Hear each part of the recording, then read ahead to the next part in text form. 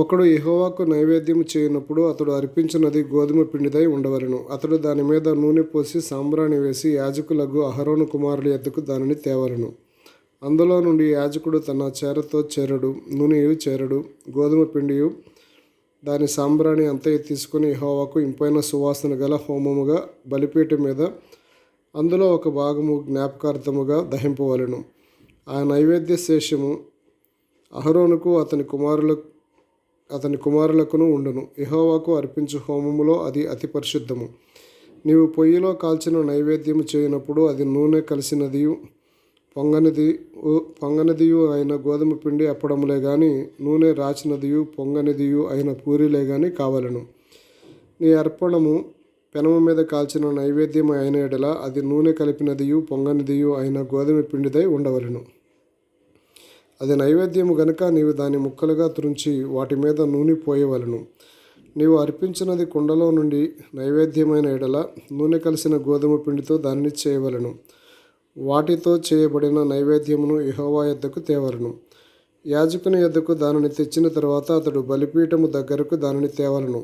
అప్పుడు యాజకుడు ఆ నైవేద్యములో ఒక భాగమును జ్ఞాపకార్థముగా తీసి బలిపీఠం మీద యెహోవాకు ఇంపైన సువాసన గల హోమముగా దానిని దహింపవలెను. ఆ నైవేద్య శేషము అహరోనుకు అతని కుమారులకు చెందును. యెహోవాకు అర్పించు హోమములో అది అతి పరిశుద్ధము. మీరు యెహోవాకు చేయు నైవేద్యమేదియు పులిసిన పొంగని దానితో చేయకూడదు. ఎలయనగా పులిసినదైనను తేనె అయినను యెహోవాకు హోమముగా దహింపవలదు. ప్రథమ ఫలముగా యెహోవాకు వాటిని అర్పించవచ్చును, కానీ బలిపీఠం మీద ఇంపైన సువాసనగా వాటిని అర్పింపవలదు. నీవు అర్పించు ప్రతి నైవేద్యమునకు ఉప్పు చేర్చవలను. నీ దేవుని నిబంధన యొక్క ఉప్పు నీ నైవేద్యము మీద ఉండవలను. నీ అర్పణలన్నిటిలోనూ ఉప్పు అర్పించవలను. నీవు యెహోవాకు ప్రథమ ఫలముల నైవేద్యమును చేయనప్పుడు సారమైన భూమిలో పుట్టిన పచ్చని వెన్నులలోని ఓచబియ్యమును వేయించి విసిరి నీ ప్రథమ ఫలముల నైవేద్యముగా అర్పించవలను.